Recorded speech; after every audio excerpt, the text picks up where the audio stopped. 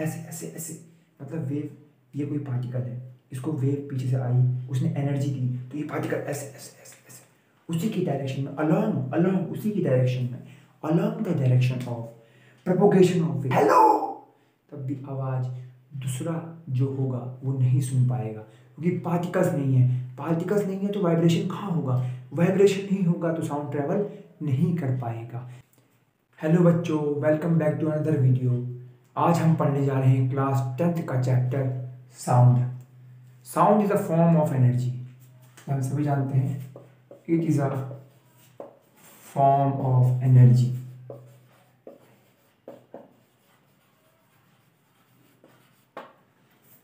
लेकिन मैं कुछ बोल रहा हूं, ये यहाँ बगल में कोई व्यक्ति खड़ा है, ये आवाज वहां तक कैसे पहुंची? आवाज प्रोड्यूस यहाँ हो रही है, लेकिन वहां तक कैसे पहुंची? 9th क्लास में आपने पढ़ा होगा कि sound is produced by vibration of particles. Sound is produced by vibrating produced by vibrating particle, vibrating particle, मतलब ये इसकी आवाज यहां तक इसलिए पहुंची वाइब्रेशन के कारण, इसके अंदर जो पार्टिकल्स हैं जिससे ये बना है उसमें वाइब्रेशन आ रहा है, इसके कारण आवाज मेरे कानों तक पहुंच रही है। जैसे कि एक लड़का ये खड़ा है और एक लड़का ये खड़ा है, ये दो बच्चे खड़े हैं आपस में अगल बगल कुछ डिस्टेंस पे हैं, ये ए है और ये बी है। ए ने बी से कुछ बोला तो एयर मॉलिक्यूल्स जो हैं, यहाँ पे एयर मॉलिक्यूल प्रेजेंट हैं, ए ने बी से कुछ बोला तो ए जैसे ही साउंड प्रोड्यूस करेगा, ये साउंड वेव के फॉर्म में मॉलिक्यूल को एनर्जी मिलेगी, तो मॉलिक्यूल वाइब्रेट करेंगे, ऐसे ऐसे वाइब्रेशन, उनके अंदर झंझनाहट आ जाएगी, तो फिर ये वाला मॉलिक्यूल एनर्जी इसको देगा, ये मॉलिक्यूल इसको ऐसे पास ऑन होती जाएगी। उसके बाद हमारा ईयर ड्रम कान का पर्दा इसको बोलते हैं, ईयर ड्रम वाइब्रेट करता है और तभी हम आवाज सुन पाते हैं, तो ये है साउंड, एक एनर्जी है, it is a form of energy है साउंड। और साउंड को ट्रेवल करने के लिए मीडियम चाहिए। तो साउंड कैसे प्रोड्यूस होता है? पार्टिकल के वाइब्रेशन से। और पार्टिकल्स कहाँ प्रेजेंट होते हैं? पार्टिकल प्रेजेंट होते हैं मीडियम में। मीडियम का मतलब कि साउंड हमेशा मीडियम में ट्रेवल करेगा। साउंड को ट्रेवल करने के लिए मीडियम चाहिए, यानी कि सिंपल वे में सॉलिड, लिक्विड एंड गैस, ये तीनों के अंदर पार्टिकल्स हैं। यहाँ पर एटम है, यहाँ पर मॉलिक्यूल है, यहाँ पर भी मॉलिक्यूल है, तो इन तीनों के पास पार्टिकल तभी साउंड इसमें ट्रेवल कर पाएगा। पार्टिकल, क्योंकि साउंड प्रोड्यूस कैसे होता है?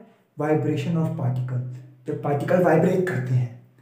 इसके लिए अगर आपको डिटेल में समझना है तो ऊपर एक जो बगल में थंबनेल बन के आ रहा है, इस थंबनेल पे प्लेलिस्ट में जाइए, क्लास 9 की वीडियो बना रखी है, उसमें आप समझेंगे कि साउंड प्रोड्यूस होता कैसे है। लेकिन साउंड को प्रोड्यूस कराने में कौन हेल्प करता है? वाइब्रेशन ऑफ पार्टिकल को एनर्जी मिलेगी तब वो वाइब्रेट करते हैं। तो इसमें हमारा इसके जो पार्टिकल हैं उनमें वाइब्रेशन आया, फिर वो वाइब्रेशन एयर में आया, एयर के पार्टिकल वाइब्रेट कर रहे हैं, उसके बाद जो मेरा ईयर ड्रम है वो भी वाइब्रेट करेगा, तभी आवाज़ हम सुनाई देगी। अगर पार्टिकल नहीं होंगे तो वाइब्रेशन नहीं होगा तो साउंड प्रोड्यूस नहीं हो पाएगा, साउंड ट्रेवल नहीं कर पाएगा। तो पार्टिकल के वाइब्रेशन के कारण साउंड प्रोड्यूस होता है और ये it is a form of energy. Solid, liquid and gas तीनों में ट्रेवल करेगा, लेकिन जहाँ पार्टिकल नहीं होंगे वहाँ ट्रेवल नहीं करेगा।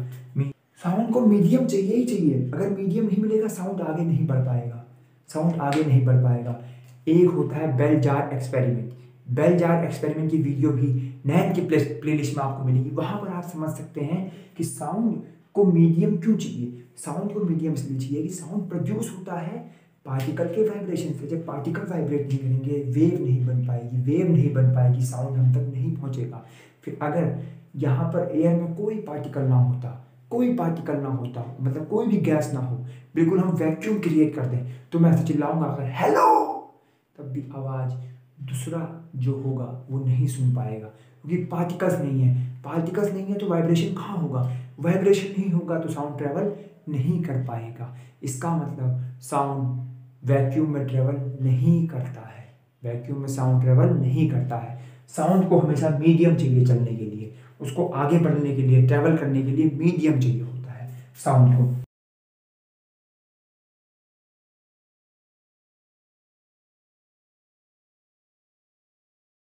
पूरा वैक्यूम है इसके अंदर कोई पार्टिकल नहीं है। ये यहाँ पे कोई हमने एक मशीन, कोई भी मशीन मान लीजिए, कोई भी मशीन है, जैसे कि इलेक्ट्रिक बेल है, इलेक्ट्रिक बेल लगा दी है हमने, इलेक्ट्रिक बेल, इलेक्ट्रिक बेल,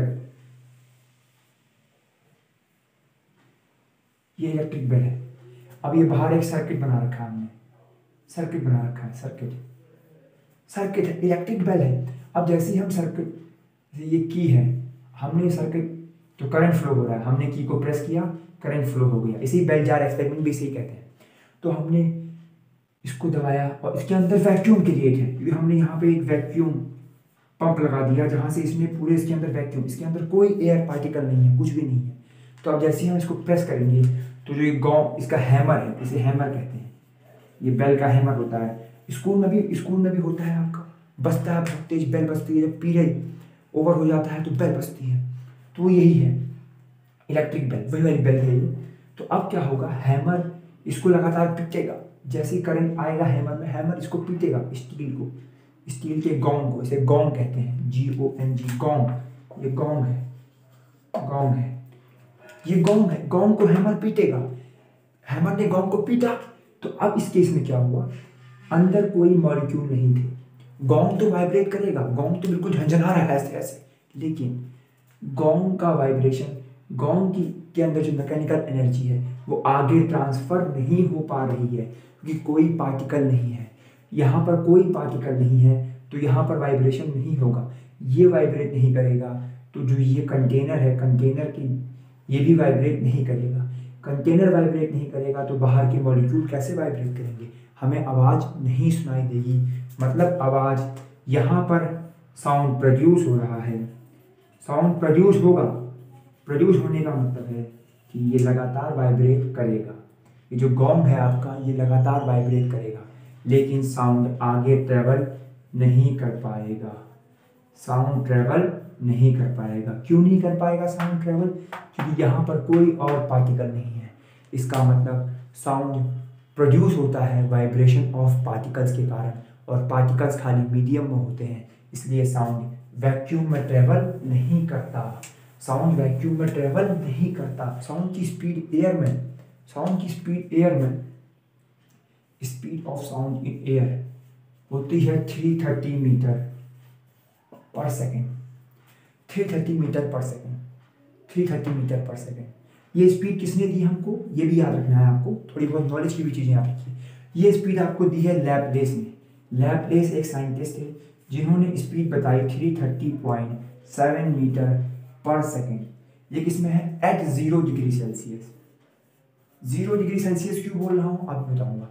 जैसे जैसे एयर में टेम्परेचर बढ़ेगा तो स्पीड भी बढ़ेगी, बढ़ती है स्पीड, कितनी बढ़ती है वो आगे हम डिस्कस करेंगे। तो आप साउंड वेव, खाली साउंड वेव को ट्रेवल करने के लिए मीडियम चाहिए होता है। अगर साउंड वहाँ पे कोई व्यक्ति बोल रहा है, वो मेरे कानों पे आ रहा है, इसका मतलब कि यहाँ मीडियम है, यहाँ के पार्टिकल वाइब्रेट कर रहे हैं।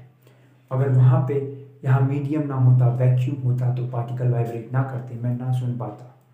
और साउंड वैक्यूम में ट्रेवल नहीं करता क्योंकि वैक्यूम में पार्टिकल्स नहीं होते हैं। तो sound is a form of energy, sound एक एनर्जी है, is a form of energy, form of energy, sound is a form of energy. और ट्रैवल कैसे करती है, वेव फॉर्म में। कैसे ट्रैवल करती है, वेव फॉर्म में, वेव फॉर्म, वेव बनाती है साउंड ऐसे। जब ट्रेवल करेगी तो ऐसे ऐसे ऐसे ऐसे वेव बनाती है, वेव फॉर्म में ट्रेवल करती है साउंड। वेव फॉर्म में आप ध्यान दीजिए, जो लाइट होती है, लाइट भी वेव फॉर्म में ट्रेवल करती है, वेव फॉर्म में ट्रेवल करती है। लाइट भी वेव फॉर्म में ट्रेवल करती है, लाइट भी वेव फॉर्म में ट्रेवल करती है। साउंड भी वेव, मतलब जब साउंड ट्रेवल करेगा तो ऐसे ऐसे ऐसे करेगा। वैसे ही जब लाइट भी ट्रेवल कर रही है, इस ट्यूबलाइट से लाइट आ रही है तो ऐसे ऐसे ऐसे आ रही है, दोनों केस में। तो लाइट वेव और साउंड वेव में क्या डिफरेंस है उसको समझते हैं कि लाइट वेव और साउंड वेव में डिफरेंस क्या है। Sound wave are mechanical waves. पहले साउंड के बारे में समझते हैं। Sound waves are mechanical waves. Sound wave है आपके mechanical waves. Sound waves are mechanical waves. Mechanical. अब मैकेनिकल वेव क्या होते हैं? साउंड वेव कैसे वेव है? मैकेनिकल वेव है। Mechanical wave, the wave, mechanical wave क्या होते हैं? Mechanical wave, the wave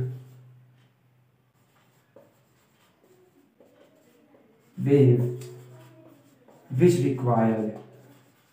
require medium, जिसको मीडियम चाहिए होता है, मीडियम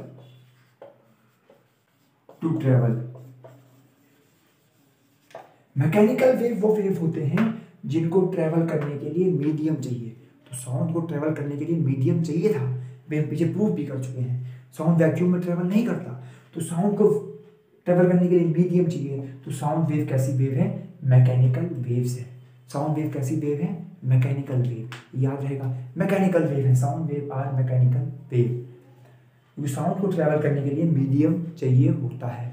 वहीं अगर इसके रिस्पेक्ट में लाइट वेव की बात करें, तो लाइट वेव हो जाएंगी, light wave are non mechanical wave,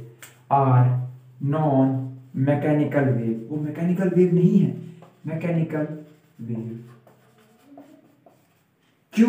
क्योंकि लाइट को ट्रेवल करने के लिए कोई मीडियम नहीं चाहिए होता है। जैसे साउंड को ट्रेवल करने के लिए मीडियम चाहिए होता है, तो लाइट को कोई मीडियम नहीं चाहिए। इसीलिए लाइट वैक्यूम में भी ट्रेवल करती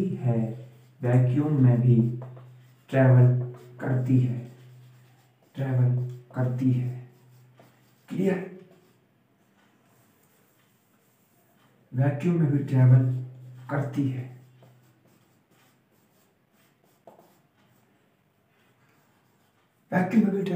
इसीलिए भी वैक्यूम में। तो mechanical wave, sound waves are mechanical wave. Mechanical wave कौन सी वेव होती है? The wave which require medium to travel, जिनको आगे बढ़ने के लिए मीडियम की जरूरत होती है। और लाइट वेव कैसी वेव है? आर नॉन मैकेनिकल, इनको ट्रेवल करने के लिए मीडियम की जरूरत नहीं होती है, इसीलिए कौन सी वेव है? Non mechanical wave. इसीलिए इनको मीडियम की जरूरत नहीं होती है, इसीलिए वैक्यूम में भी ट्रेवल करती हैं। वैक्यूम जहाँ पार्टिकल्स ना हो। और साउंड वेव वैक्यूम में ट्रेवल नहीं करती हैं। इसका मतलब स्पेस में, मून में, जैसे मून में आप हैं और एक कोई और भी है, दो लोग चिल्ला रहे हैं हेलो, तो आवाज ट्रेवल नहीं जाएगी, वो सुन ही नहीं पाएगा, वो चलता रहेगा ऐसे ऐसे, कोई मतलब ही नहीं है उसको। क्यों नहीं है? क्योंकि वहां पर मीडियम नहीं होता है, स्पेस में वैक्यूम है चारों तरफ, इसलिए साउंड ट्रेवल नहीं करता है। Because sound waves are mechanical wave कैसी होती हैं? जिनको मीडियम चाहिए, मीडियम वैक्यूम में ट्रेवल नहीं करती हैं, इसीलिए स्पेस और मून में आवाज ट्रेवल नहीं कर पाएगी, साउंड ट्रेवल नहीं कर पाता है स्पेस और मून में। लेकिन light wave are non mechanical wave है, इनको कोई मीडियम नहीं चाहिए। They does not require any medium for their propagation of wave. Propagation का मतलब होता है, अभी तक आप एक वर्ड सुन के आए हैं, प्रोपोगेशन ऑफ वेव, ये आपने वर्ड बहुत बार सुना होगा। प्रोपोगेशन का मतलब होता है फैलाव, प्रचार, मतलब कि वेव का फैलाव कैसे होता है? प्रोपोगेशन ऑफ वेव आगे कैसे बढ़ेगी? यहां तो प्रोड्यूस हो गई वेव, आगे कैसे बढ़ेगी वेव, कौन सी वेव, कोई भी वेव। तो प्रोपोगेशन ऑफ वेव का मतलब फैलाव, प्रचार वेव का कैसे होगा, इसे कहते हैं प्रोपोगेशन ऑफ वेव। याद रखिएगा बात। Light wave are non mechanical wave है। They does not require any medium for their propagation of wave. इनको अपने वेव के प्रचार के लिए, अपने वेव को आगे बढ़ाने के लिए किसी मीडियम की जरूरत नहीं होती है। इसीलिए ये वैक्यूम में भी ट्रेवल करती हैं। कौन सी वेव, लाइट वेव। इस ट्यूबलाइट को वैक्यूम में लगा दें तो वहां पे ट्रेवल करेगी, उजाला कर देगी। अगर अंधेरा होगा तो उजाला कर देगी चारों तरफ। लाइट वेव इसीलिए लाइट वेव वैक्यूम में भी ट्रेवल करती हैं। इसीलिए सन की रोशनी, सन की रेस अर्थ तक पहुंच पाती हैं, है कि नहीं। अगर वहां क्या है, वैक्यूम है। नहीं, अगर इनको भी मीडियम चाहिए होता लाइट वेव को, तो सन की रेस कभी नहीं पहुंच पाती हम तक। पहुंच पाती हैं क्योंकि लाइट वेव वैक्यूम में भी ट्रेवल करती है। तो ये डिफरेंस था इन दोनों के बीच। मैकेनिकल वेव क्या होती है, the wave which require medium for their propagation. और साउंड वेव होती है ऐसी मैकेनिकल वेव। साउंड को क्या चाहिए, साउंड को मीडियम चाहिए, मीडियम नहीं होगा साउंड आगे नहीं बढ़ पाएगा। और लाइट वेव नॉन मैकेनिकल होती हैं, इनको कोई मीडियम की जरूरत नहीं होती है। अब मैकेनिकल वेव क्या होती है, mechanical wave also known as elastic wave. Mechanical wave का दूसरा नाम होता है इलास्टिक वेव। मान लीजिए साउंड, ये एक कोई सॉलिड है, यहां से हमने एनर्जी इस पार्टिकल को दी, तो पार्टिकल वाइब्रेट कैसे करते हैं, to and fro from their mean position, to and fro about their mean position. मतलब अगर पार्टिकल ऐसे हैं तो इलास्टिक वेव क्यों नाम दिया गया है कि चार पार्टिकल्स हैं, चार पार्टिकल जब वाइब्रेट करेंगे तभी साउंड प्रोड्यूस होगा। ये मैं बता चुका हूँ पीछे आपको। अगर वाइब्रेशन नहीं होगा पार्टिकल में, साउंड प्रोड्यूस नहीं होता है। तो इलास्टिक वेव क्यों कहा गया है, जो पहली वाली लेयर है, ये जो पार्टिकल है, इसमें हमने एनर्जी दी, इसमें हम एनर्जी देंगे तो ये अपनी पोजीशन से आगे जाएगा, आगे की तरफ खसकेगा, ये अपनी पोजीशन से आगे जाएगा। पहला पार्टिकल यहाँ पे ऐसे बनाते हैं, पहला पार्टिकल आगे गया, इसको एनर्जी मिली तो ये आगे गया, लेकिन फिर वापस अपनी जगह पे आया। इसे ही कहते हैं इलास्टिसिटी ऑफ मीडियम।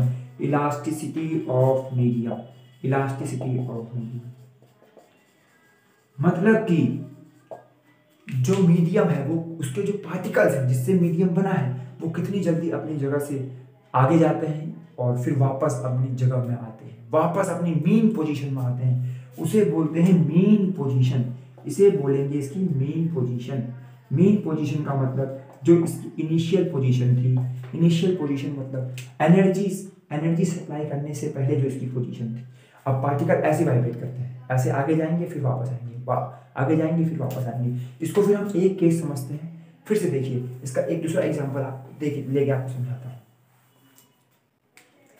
जैसे एक लड़का ये है, एक लड़का ये है, एक लड़का ये है, दो बॉय हैं खड़े। अब यहाँ पे एयर मॉलिक्यूल है, एयर मॉलिक्यूल बने हुए हैं, एयर मॉलिक्यूल। इसने कुछ बोला, ए ने बी से कुछ बोला, ए बी से बोल रहा है, तो यहाँ साउंड एनर्जी जो होगी वो ट्रांसफर ये पहले पार्टिकल में, जैसे इस पार्टिकल में गई, तो ये पार्टिकल आगे तो जाएगा, आगे जाके एनर्जी इस पार्टिकल को एनर्जी ट्रांसफर करेगा, लेकिन वापस अपनी जगह पे आ जाएगा। इसे ही बोलते हैं इलास्टिसिटी। इलास्टिक में क्या होता है, इलास्टिक का मतलब रबड़ बैंड लेके अभी देखिए, आप एक्सपेरिमेंट करके देखिए। इसके अंदर तो आप देख नहीं सकते, हमको दिखती नहीं है वेव। साउंड सॉलिड के अंदर भी आप वेव नहीं देख सकते हैं, लेकिन लिक्विड के सरफेस पे वेव दिखाई देती है। तो लेकिन अभी इलास्टिसिटी में क्या होता है, इलास्टिक में क्या होता है, हम कितना भी उसको स्ट्रेच करते हैं वापस अपनी जगह पर चले जाते हैं पार्टिकल। क्योंकि इलास्टिसिटी का मतलब ही होता है कि अपनी मेन पोजीशन पे वापस आ जाना। अगर आगे चले गए वापस मेन पोजीशन पे आ जाना, यही इलास्टिसिटी होती है। मैकेनिकल वेव को इसीलिए इलास्टिक वेव कहा गया है, क्योंकि मैकेनिकल वेव के केस में पार्टिकल एनर्जी ट्रांसफर करने के बाद अपनी जगह पे वापस आ जाएंगे, इसीलिए इसका नाम इलास्टिक वेव कहा गया है। तो mechanical wave are elastic wave. Mechanical wave कैसी वेव होती है? The wave which required a medium for their propagation. तो मैकेनिकल वेव दो टाइप की होती है, एक लॉन्गिट्यूडनल वेव होती है, एक ट्रांसवर्स वेव होती है। अब दोनों वेव में डिफरेंस क्या है तो दोनों एक ही वेव, एक ही, इस वेव के दो पार्ट हैं, एक लॉन्गिट्यूडनल वेव, एक ट्रांसवर्स वेव। तो लॉन्गिट्यूडनल वेव क्या होता है पहले उसको समझते हैं। लॉन्गिट्यूडनल वेव, जैसे ये पार्टिकल्स है और इधर से कोई वेव आ रही है, इधर से कोई वेव आई, इधर से कोई वेव आई, तो पार्टिकल वाइब्रेट करेंगे। तो ये पार्टिकल ऐसे जाएगा फिर वापस आएगा, वाइब्रेशन, पार्टिकल में वाइब्रेशन होगा,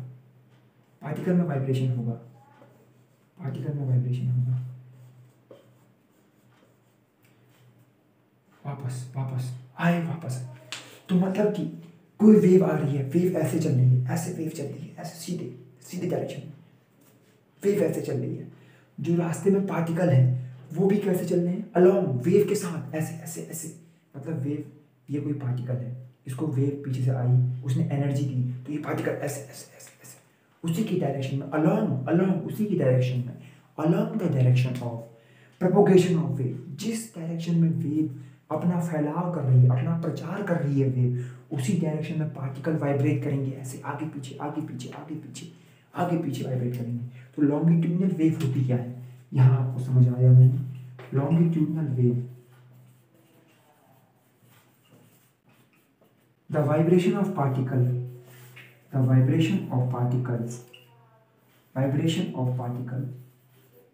are along the direction of propagation of wave, इसे ही बोलते हैं longitudinal wave, direction of propagation of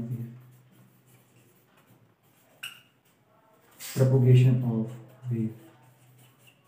ध्यान समझिए, लॉन्गिट्यूडनल वेव मैकेनिकल वेव है, ये भी लॉन्गिट्यूडनल वेव भी मैकेनिकल वेव होती है। ध्यान से समझिए लॉन्गिट्यूडनल वेव होती क्या है। Longitudinal wave, the vibration of particle are along the direction of propagation of wave. जिस डायरेक्ट, प्रोपोगेशन का मतलब बताया था मैंने पीछे, प्रोपोगेशन का मतलब प्रचार। जिस डायरेक्शन में वेव अपना प्रचार कर रही है उसी डायरेक्शन में पार्टिकल वाइब्रेट करता है। मतलब कि अगर पार्टिकल, ये 5 पार्टिकल रखे हैं, इधर से वेव आई, तो जैसे ही इनको एनर्जी मिली, ये उसी के डायरेक्शन में वेव ऐसे चल रही है, तो ये भी ऐसे आगे पीछे ऐसे वाइब्रेट करेंगे। इन्हें बोलते हैं longitudinal mechanical wave. Along the direction of particle of wave, along उसी डायरेक्शन में, जिस डायरेक्शन में वेव चल रही है उसी डायरेक्शन में आगे पीछे ये भी हो रहे हैं। लॉन्गिट्यूडनल मैकेनिकल वेव का नाम आप देखो था वो मजा आए। बंद करो हुए आवाज बाहर ना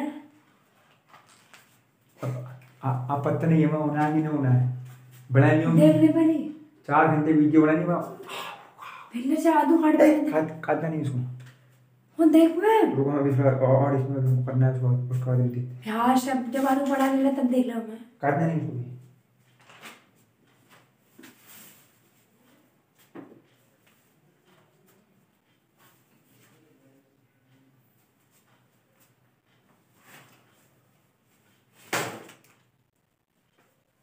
पूजा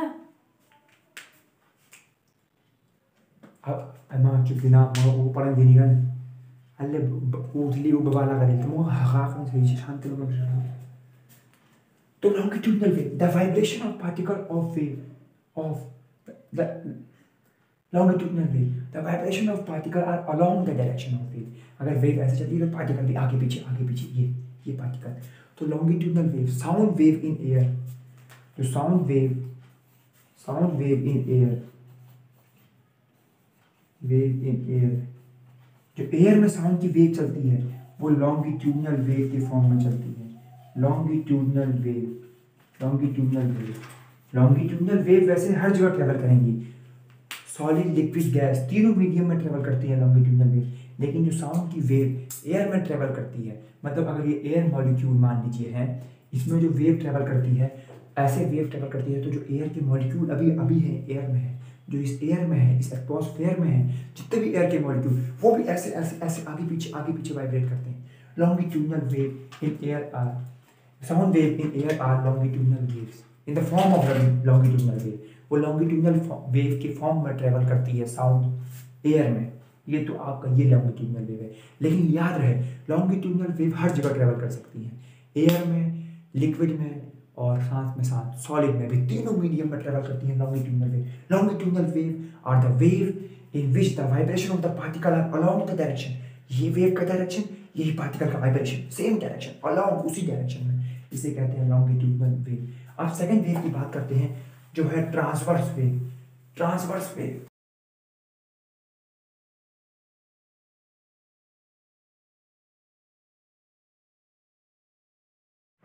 ये वेव आई। अब जब पहले पार्टिकल को एनर्जी मिली तो पहला पार्टिकल ऐसे वाइब्रेट करेगा, ऐसे ऐसे, दूसरा पार्टिकल भी ऐसे वाइब्रेट करेगा, वेव आगे जाएगी, ऐसे वाइब्रेट करेगा, तीसरा पार्टिकल भी ऐसे वाइब्रेट करेगा, चौथा भी ऐसे, सारे पार्टिकल ऐसे वाइब्रेट करेंगे। अब ध्यान दीजिए, वेव किस डायरेक्शन में जा रही है, वेव इस तरफ जा रही है, वेव ऐसे जा रही है सीधे, वेव सीधे, पार्टिकल कैसे वाइब्रेट कर रहे हैं, ऐसे ऐसे, मतलब वेव बिल्कुल देखिए सीधे जा रही है वेव, ये है।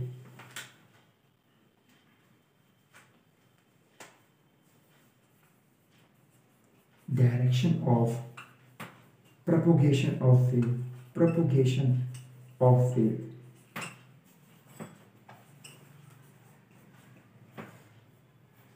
ये वेव चल रही है, ये वेव चल रही है, ध्यान दीजिए, ये वेव जा रही है सीधे, और पार्टिकल देखिए कहाँ हो रहे हैं, जितने भी रास्ते में पार्टिकल आए, पहला पार्टिकल, दूसरा, तीसरा, चौथा, पांचवा, सारे पार्टिकल कैसे वाइब्रेट कर रहे हैं, ऊपर नीचे ऊपर नीचे, मतलब वेव ऐसे ऐसे, पार्टिकल ऐसे ऐसे, वेव ऐसे ऐसे, पार्टिकल ऐसे ऐसे। ये देखिए, ध्यान से देखिए, अब क्या हो रहा है, हर जगह पे देख लीजिए कि पार्टिकल का वाइब्रेशन का जो डायरेक्शन है वो वेव की डायरेक्शन में 90 डिग्री बना देगा। ये देख लीजिए, हर जगह से देख लीजिए, 90 डिग्री बन जाएगा, 90 डिग्री, हर जगह से 90 डिग्री, हर जगह से 90 डिग्री बन गया। 90 डिग्री यहाँ पे बनना है, देखिए वेव का डायरेक्शन ये, वाइब्रेशन का ये, पार्टिकल के वाइब्रेशन का ये 90 डिग्री बनना है। ये देखिए, ये 90 डिग्री। तो अब ट्रांसवर्स वेव्स क्या होती हैं, the vibration of particle, the vibration of particle, the vibration of particle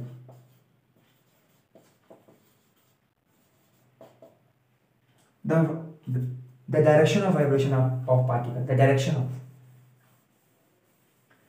तो ट्रांसवर्स वेव में क्या होता है, the direction of vibration of particle, the direction of vibration of particle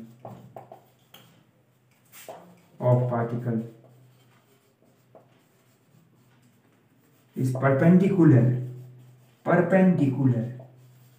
to the direction of propagation of wave, to the direction of propagation of wave.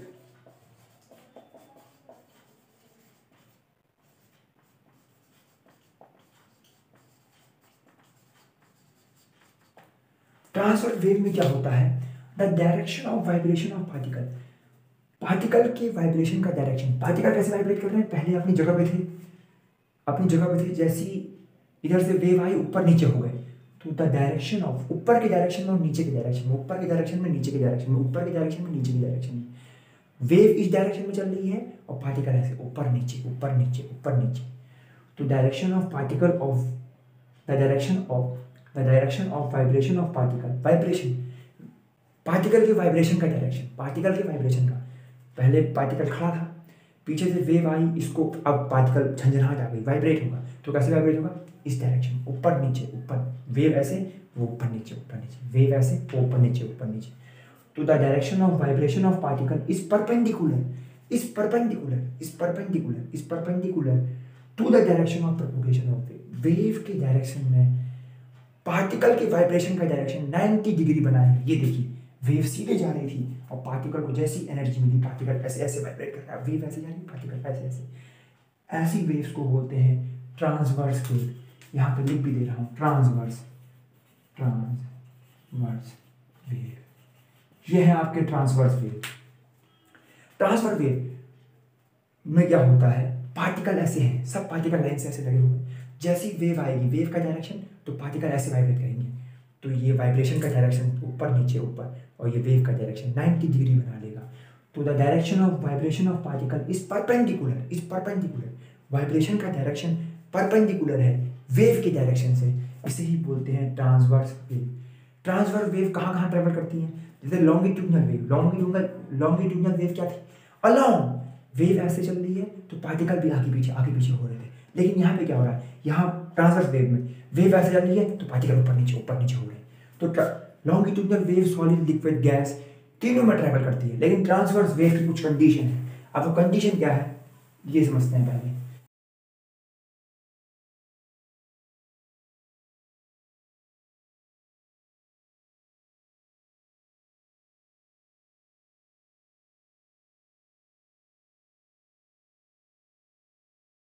Transverse wave travel करती हैं solid पे और surface of liquid पे। Liquid में के अंदर भी travel नहीं करेंगी, लिक्विड के अंदर भी नहीं जाएंगी, ये खाली सरफेस पे, उसके ऊपर पे, उसकी ऊपर की परत पे ट्रेवल करती हैं। और ये किस में ट्रेवल नहीं करती हैं? एयर मतलब गैस में भी ये ट्रेवल नहीं करेंगी। साथ में लिक्विड के अंदर भी ट्रेवल नहीं करेंगी, ट्रांसवर्स वेव। और लॉन्गिट्यूडनल वेव तो हर जगह सदाबहार है, वो सर्वगुण संपन्न है, हर जगह जाती है। लॉन्गिट्यूड अलोंग चलती है, सबके अलोंग चलती है वो। लेकिन ट्रांसवर्स थोड़ी उल्टी है, टेढ़ी है, ये खाली सॉलिड के अंदर जाएगी और सरफेस ऑफ लिक्विड में ट्रेवल करती है। क्यों? बिकॉज ये डिपेंड करती है रिजिडिटी ऑफ मीडियम पे।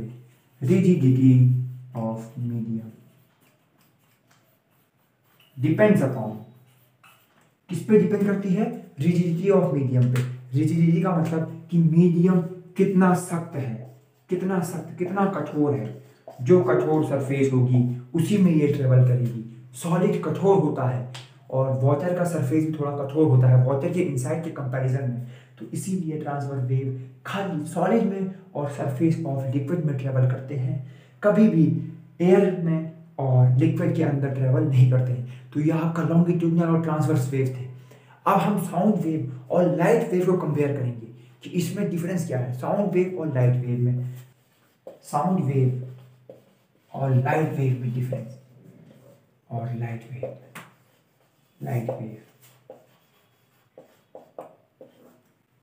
वेव और साउंड वेव में डिफरेंस देखते हैं। पहला डिफरेंस देखिए, साउंड वेव कैसी होती है बताया था, mechanical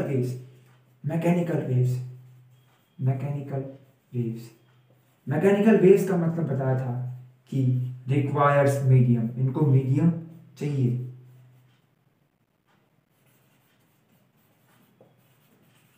light waves non mechanical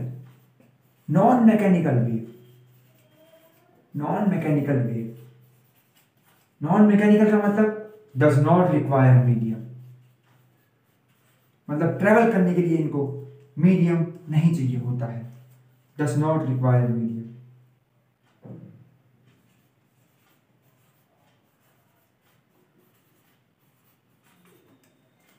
sound wave को ट्रेवल करने के लिए मीडियम चाहिए होता है, लाइट वेव को नहीं चाहिए होता है। वैक्यूम में ट्रेवल नहीं करेगी, does not travel in vacuum, could not travel in vacuum, could not, vacuum में ट्रेवल नहीं करती, ये करती है ट्रेवल इन वैक्यूम, वैक्यूम में भी ट्रेवल करती है, ये वैक्यूम में ट्रेवल करती है। Speed 330 in air, 330 metre per second in air, air में स्पीड है ये, याद रखिएगा बात को, एयर में इसकी स्पीड 330 मीटर पर सेकेंड है एयर में, एट 0 डिग्री सेल्सियस में। अब ये 0 डिग्री सेल्सियस क्यों होगा इसके बाद बताऊंगा। टेम्परेचर बढ़ेगा तो एयर में इसकी स्पीड, साउंड की स्पीड बढ़ जाती है, और लाइट की स्पीड आपको पता है एयर में कितनी होती है, 3 × 10⁸ metre per second in air. इसकी स्पीड भी घटेगी बढ़ेगी, लेकिन ध्यान दीजिए ये मेन डिफरेंसेस थे। ये मैकेनिकल वेव होते हैं, इनको ट्रेवल करने के लिए मीडियम चाहिए, ये नॉन मैकेनिकल, इनको मीडियम नहीं चाहिए, इसीलिए वैक्यूम में ट्रेवल करते हैं, इसीलिए ये वैक्यूम में ट्रेवल नहीं कर पाती, क्योंकि वैक्यूम कोई मीडियम नहीं है, उसके अंदर पार्टिकल नहीं है। इसकी स्पीड 330 मीटर पर सेकंड होती है एयर में, और लाइट वेव की speed 3 into 10⁸ metre per second होती है एयर में। तो अब इसकी स्पीड और इसकी स्पीड को ध्यान से देखिए। साउंड की स्पीड बहुत कम है। साउंड 1 सेकंड में 330 मीटर दूर तक ट्रेवल करेगा, 330 मीटर दूर तक जाएगा बस 1 सेकंड में 330 मीटर। और ये 3 इंटू 10⁸ मीटर दूर, कम से कम बहुत दूर, लाखों किलोमीटर दूर तक ये जाएगा 1 सेकंड में एयर में इसकी स्पीड ये है। आप ध्यान दीजिए, जब रॉकेट हवा में चला जाता है, रॉकेट एयर में है अभी, तो रॉकेट से पहले आपको फ्लैश दिखाई देता है, पहले। उसके बाद आपको साउंड सुनाई पड़ता है। ये ध्यान दीजिएगा, आप कभी करके देखिएगा, साउंड सुनाई पड़ेगा।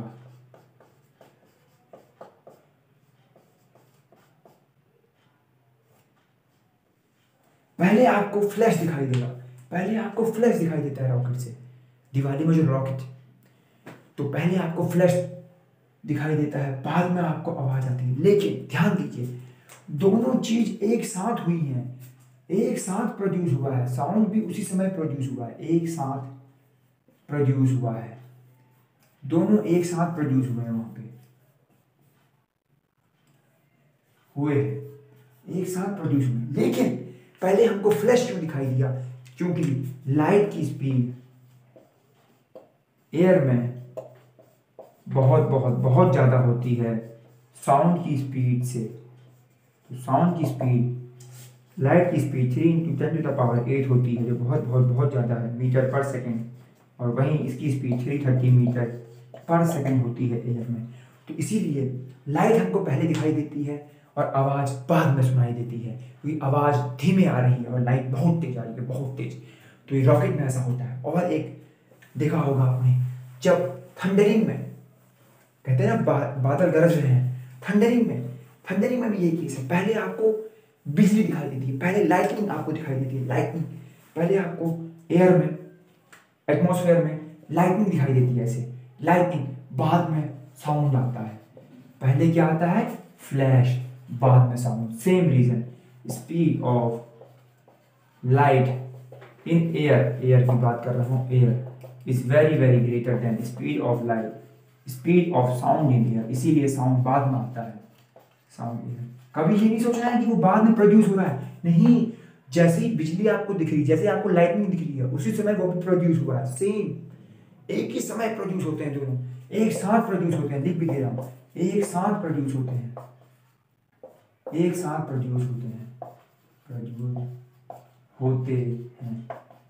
ये याद रखिए। स्पीड ऑफ लाइट वेव बहुत ज्यादा है एयर में, स्पीड ऑफ साउंड वेव के एक साथ प्रोड्यूस हो रहे हैं, लेकिन देर में दिखाई देते हैं।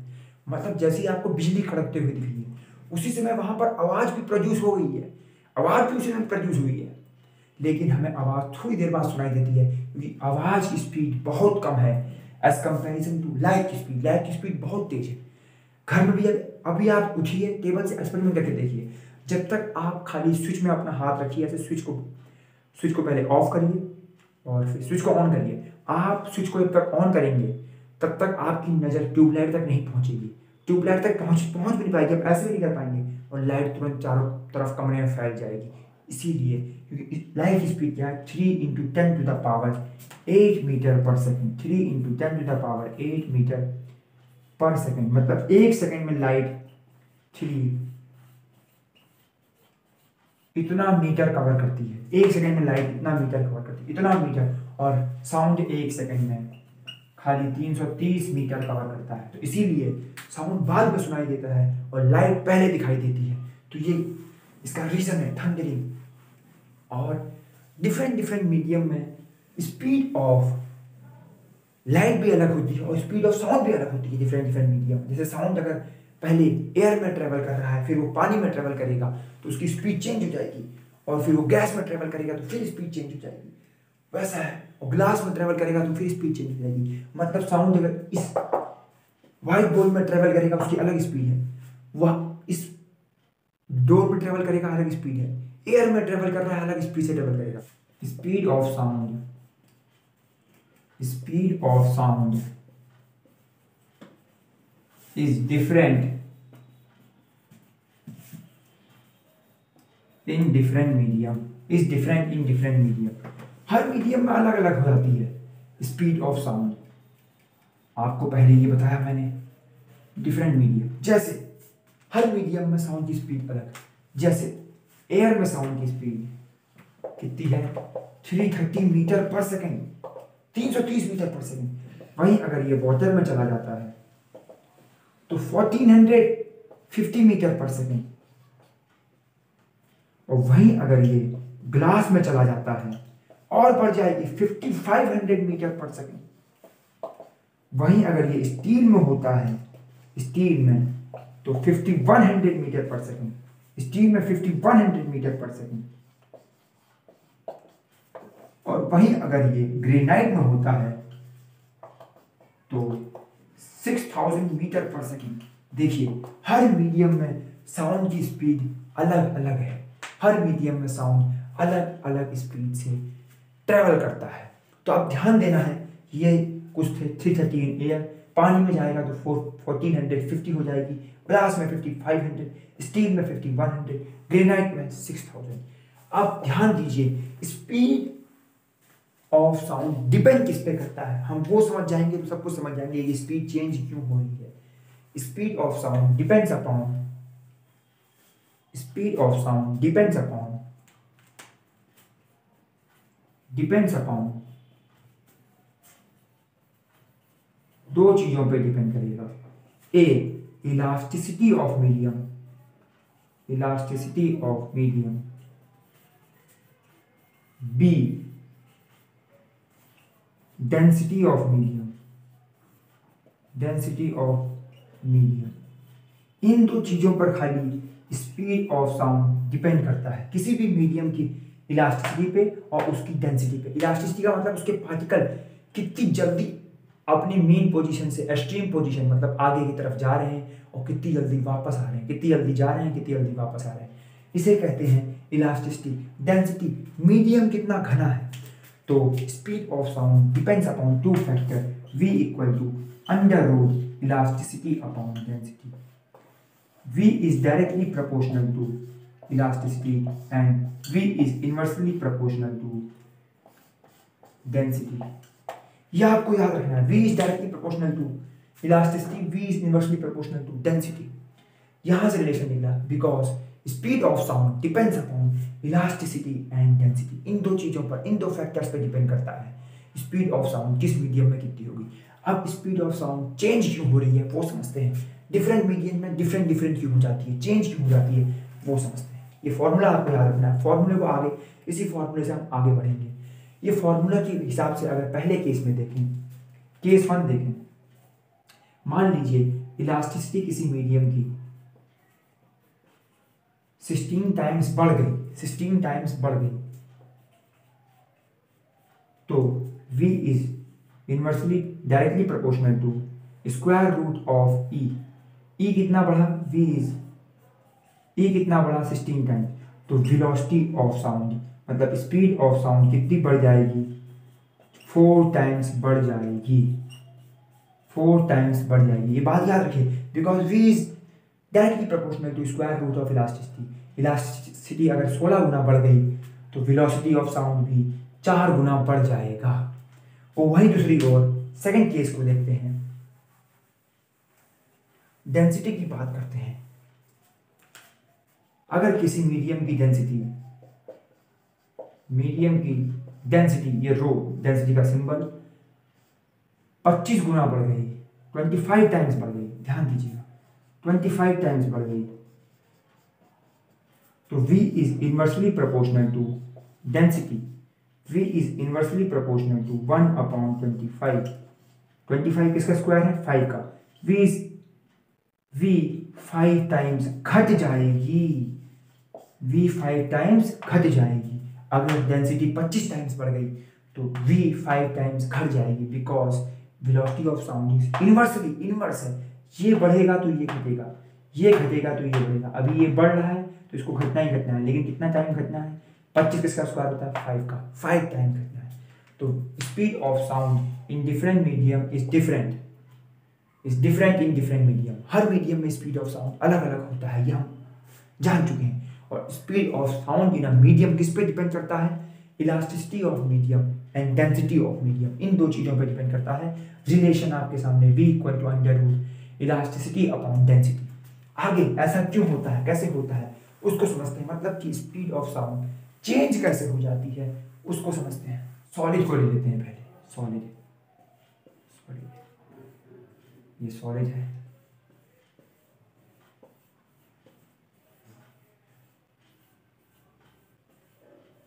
सॉलिड।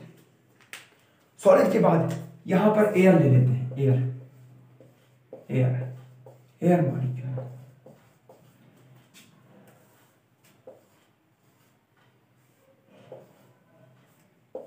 सॉलिड और एयर दो चीजें ऊपर लिख दे रहा हूं, सॉलिड ये है एयर। अब अगर साउंड वेव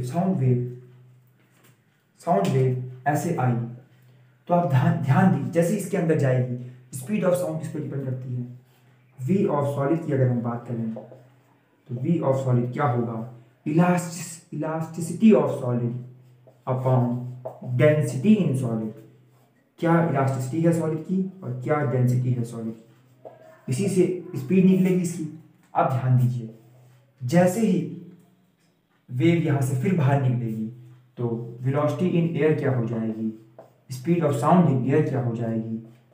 इलास्टिसिटी, एयर की elasticity upon density of air, ये हो जाएगी।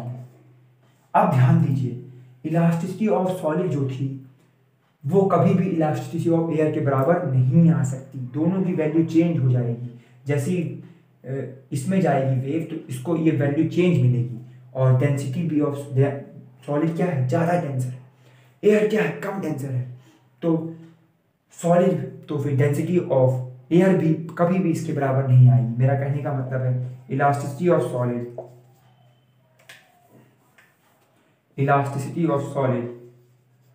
Is not equal to elasticity of air, इसीलिए V of solid is not equal to, या V in solid is not equal to V in air. Clear हुआ? इसीलिए हर medium में speed of sound change हो जाती है। हर मीडियम में अलग अलग स्पीड से साउंड ट्रेवल करता है, और स्पीड ऑफ साउंड किन फैक्टर पर डिपेंड करती है? Elasticity of medium upon density of medium. Relation क्या है? V equal to under root elasticity upon density. अभी मैंने आपसे कहा था कि velocity of sound in air 330 metre per second होती है, 330 मीटर पर सेकंड, और किसमें होती है? At 0 degree Celsius, 0 degree Celsius पे ये है 0 डिग्री सेल्सियस। अब टेम्परेचर जैसे जैसे बढ़ेगा, effect of temperature,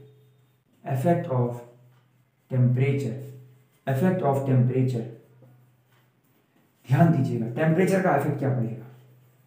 effect of temperature, अगर हम टेम्परेचर को इंक्रीज कर दें, ध्यान दीजिएगा, टेम्परेचर को हम बढ़ा दें तो मॉलिक्यूल, ये देखिए, टेम्परेचर बढ़ाने पे अगर मॉलिक्यूल यहाँ थे, ऐसे थे मॉलिक्यूल, हमने टेम्परेचर इंक्रीज कर दिया है, टेम्परेचर बढ़ गया है, अब मॉलिक्यूल दूर दूर भाग जाएंगे,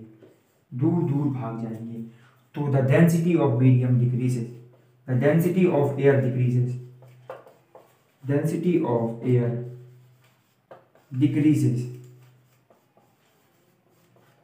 एयर की डेंसिटी डिक्रीज हो जाएगी। अगर डेंसिटी डिक्रीज हो गई, रिलेशन देखिए, V velocity of sound is equal to elasticity of medium upon density of medium. Density of medium घट गई है, डेंसिटी घट गई है, डिक्रीजेज।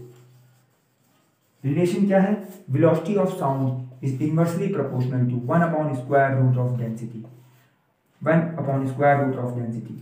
तो डेंसिटी टेम्परेचर बढ़ाने पर, टेम्परेचर हमने एयर में बढ़ा दिया, टेम्परेचर बढ़ाने पर डेंसिटी एयर की घट गई, डेंसिटी घट गई तो वेलोसिटी अपने आप बढ़ जाएगी, डेंसिटी घट गई तो वेलोसिटी बढ़ गई। इसीलिए टेम्परेचर बढ़ाने पर, ध्यान से रिलेशन समझिए, टेम्परेचर बढ़ाने पर एयर में साउंड की स्पीड बढ़ जाती है, इसीलिए 0 डिग्री में ये स्पीड निकाली गई है।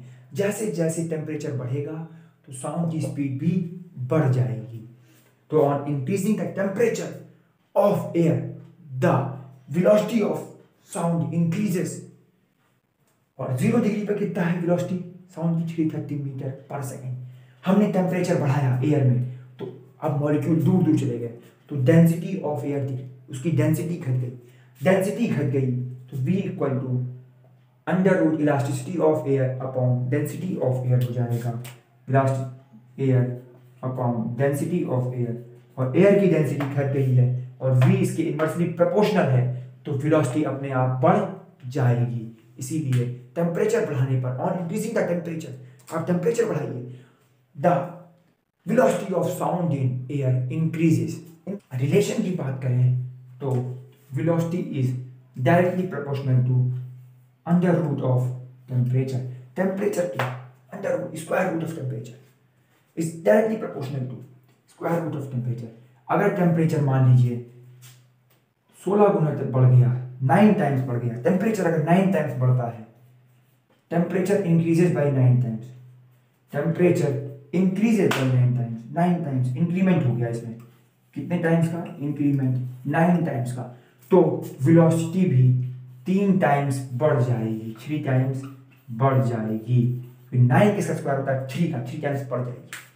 ये बात याद रखिए। टेम्परेचर बढ़ाने पर एयर में, इसीलिए 0 डिग्री लिखा था, ये 0 डिग्री पे निकाला गया है। एक्सपेरिमेंटल वैल्यू है कि 0 डिग्री अगर एयर का टेम्परेचर है तो वहां पर साउंड की स्पीड 330 मीटर पर सेकेंड होगी। लेकिन जैसे जैसे टेम्परेचर बढ़ेगा साउंड की स्पीड बढ़ेगी।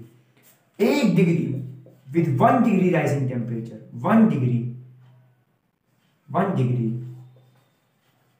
rise in temperature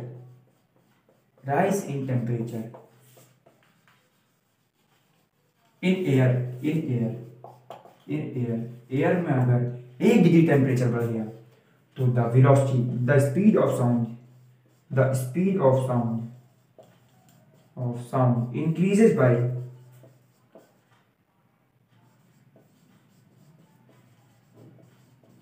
0.61 metre per second. इस स्पीड से बढ़ जाएगी 0.61 मीटर पर सेकेंड। मतलब कि अगर 1 डिग्री टेम्परेचर बढ़ा तो 1 डिग्री टेम्परेचर बढ़ा तो स्पीड ऑफ साउंड 61 सेंटीमीटर पर सेकेंड बढ़ जाएगी। 0.61 मीटर पर सेकेंड कन्वर्ट कर दिया सेंटीमीटर में तो बढ़ जाएगी। मतलब कि अगर 50 डिग्री बढ़ा तो इसको 50 से इंटू करना पड़ेगा। 1 डिग्री बढ़ने पर 0.61 metre per second speed of sound in air बढ़ जाती है। Speed of sound in air बढ़ जाती है। ये बात याद रखिए। 1 डिग्री राइज पे in temperature the speed of sound increases by 0.61 metre per second. मतलब 0 डिग्री पर अगर ये टेम्परेचर था, 1 डिग्री बढ़ाने पर अब स्पीड ऑफ साउंड 1 सेकेंड में 0.61 मीटर और दूर जाएगा। 330 तो जाएगा ही और 0.61 मीटर दूर जाएगा। तो 1 डिग्री बढ़ने पर 0.61 मीटर पर सेकेंड स्पीड बढ़ जाती है। With rising temperature the speed of sound in air always increases. 1 degree temperature बढ़ने पर स्पीड ऑफ साउंड कितना बढ़ रही है? 1 डिग्री बढ़ने पर 0.61 metre per second in air. Air की बात हो रही है। एयर अगर इनिशियल टेम्परेचर 0 डिग्री पर 330 मीटर पर सेकेंड स्पीड होती है।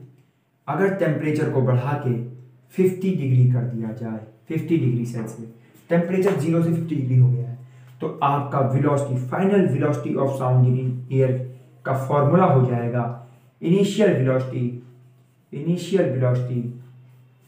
मतलब वेलोसिटी है 0 डिग्री प्लस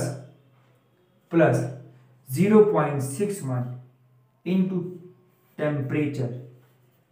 0.61 1 डिग्री पर कितना बढ़ा? 0.61। तो 50 डिग्री पर क्या बढ़ेगा?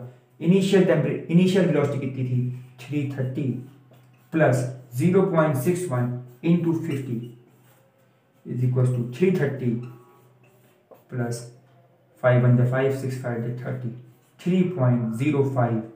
तो ये हो जाएगी स्पीड 305 मीटर पर सेकेंड। अगर 0 डिग्री से 50 डिग्री टेम्परेचर पहुंच गया तो स्पीड ऑफ साउंड कितना बढ़ गई, 330 से 333 पहुंच गई। ये फॉर्मूला है, V final is equal to V initial plus 0, हमेशा 0.61 क्यों आएगा, 1 डिग्री में कितना बढ़ता है 0.61 मीटर, 0.61 इंटू टी, ये फॉर्मूला है निकालने का। तो ये वीडियो कैसी लगी आपको, अच्छी लगी तो शेयर जरूर करिएगा अपने दोस्तों में, और फिर मिलते हैं अगली वीडियो में। तब तक के लिए जय शंकर जय महाराज।